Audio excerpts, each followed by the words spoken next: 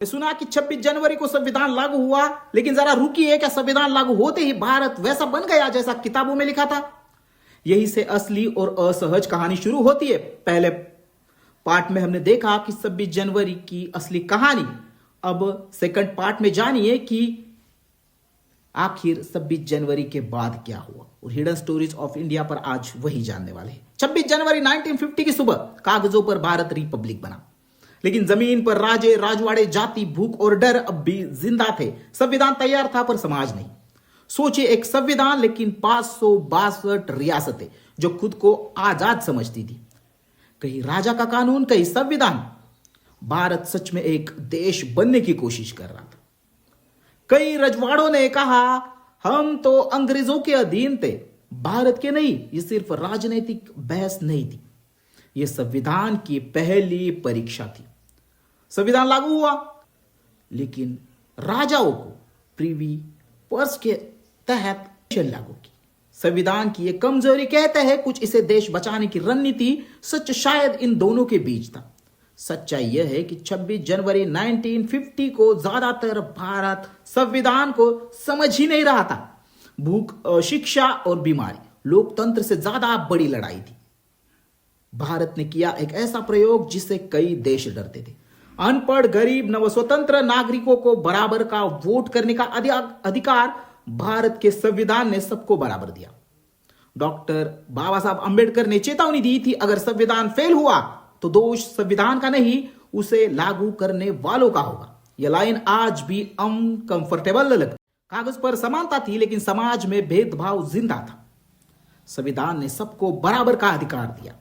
1951 संविधान में पहला संशोधन, मतलब साफ था संविधान पवित्र है लेकिन अछूता नहीं। यही से बहस शुरू हुई। लोग सोचते हैं संविधान एक बार बना और सब ठीक हो गया।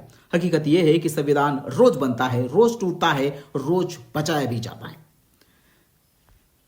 मौलिक अधिकार सस्पेंड की। एक दिन बता गया कि संविधान खतरे से बाहर नहीं, अंदर से पड़ता है। इमरजेंसी खत्म हुई, संविधान लौटा। क्यों? क्योंकि वह किसी एक सरकार की नहीं, जनता की रचना था। रिपब्लिक डे एक साइलेंट सवाल पूछता है, क्या हम आज भी संविधान की भावना के साथ जी रहे? अगर देश प्रेम सिर्फ झंडे तक सीमित है और संविधान तक नहीं पहुंचता तो वह अधूरा है। 26 जनवरी इस अधूरेपन को उजागर करता है, क्योंकि यह सत्ता को सवालों में लाता है, बहुमत को सीमित करता है और अल्पसंख्याओं को आवाज देता है। यही इसकी सबसे बड़ी ताकत है। 1947 की पीढ़ी आजादी चाहती थी, 1950 की स्थिरता और आज की पीढ़ी जवाबदेही। संविधान हर पीढ़ी से नया सवाल पूछता है।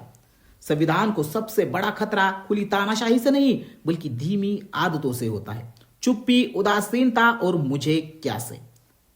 अगर यह दिन सिर्फ इंस्टाग्राम पोस्ट बन गया तो संविधान धीरे धीरे बैकग्राउंड बन जाएगा।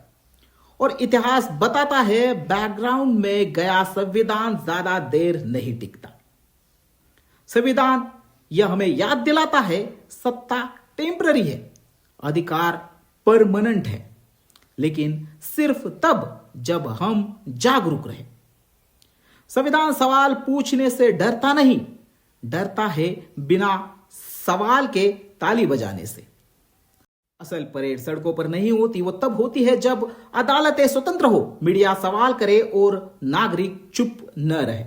संविधान सरकार नहीं बचाता, वह नागरिकों को ताकत देता है। वह ताकत बिना जिम्मेदारी खतरा बन जाती है। तो आज 26 जनवरी है।